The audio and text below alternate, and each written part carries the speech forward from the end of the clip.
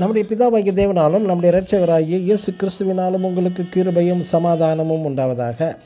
கிறிஸ்து இயேசுவுக்குள் அன்பான சகோதர சகோதரிகளை, இன்று நாம் தியானத்துக்கு எடுத்துக்கொள்ள இருக்கிறதான வேத வசனம் ரோமர் 10:17 விசுவாசம் கேள்வினாலே வரும், கேள்வி தேவனுடைய வசனத்தினாலே வரும். ஆமென்.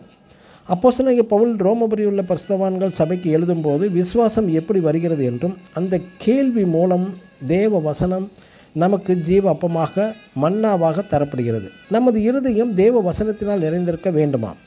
இந்த தேவ வசனத்திற்கு கிரேக்க அர்த்தம் ரேமா, RHEMA என்பதாகும். புதிய ஏற்பாட்டில் பல இடங்களில் RHEMA ரேமா என்று உபயோகப்படுத்தப்பட்டுள்ளது. மத்தேயு எழுதின சுவிசேஷம் 4:4 மனுஷன் அப்பத்தினாலே மாத்திரமல்ல தேவனுடைய வாயிலிருந்து புறப்படுகிற ஒவ்வொரு வார்த்தையினாலும் பிழைப்பான் என்றுள்ளது. இந்த வார்த்தைக்கு கிரேக்க அர்த்தம் ரேமா, RHEMA என்பதுதான் அழைக்கப்படுகிறது. ஆகவே தேவனுடைய வார்த்தை என்பதற்கும் தேவனுடைய வசனம் என்பதற்கும் கிரேக்க மொழிபெயர்ப்பில் ரேமா என்றே குறிப்பிடப்பட்டுள்ளது. நாம் ஏன் கிரேக்க மொழியில் பார்க்க வேண்டும் என்றால், புதிய ஏற்பாட்டு கிரேக்க மொழியில் இருந்துதான் தமிழில் மொழிபெயர்க்கப்பட்டுள்ளது. மற்றும் தேவனுடைய வசனம், தேவனுடைய வார்த்தைக்கு லோகோஸ் என்று குறிப்பிடப்பட்டுள்ளது. இந்த ரேமா லோகோஸ் என்பது வேறு வேறு வித்தியாசங்கள் உடைய அர்த்தம் உடையது.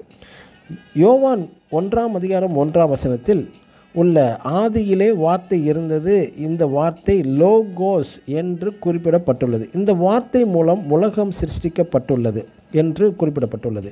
அடுத்து இஸ்ரேல் ஜனங்களை வழி நடத்தியது இந்த லோகோஸ், LOGOS என்ற வார்த்தையே.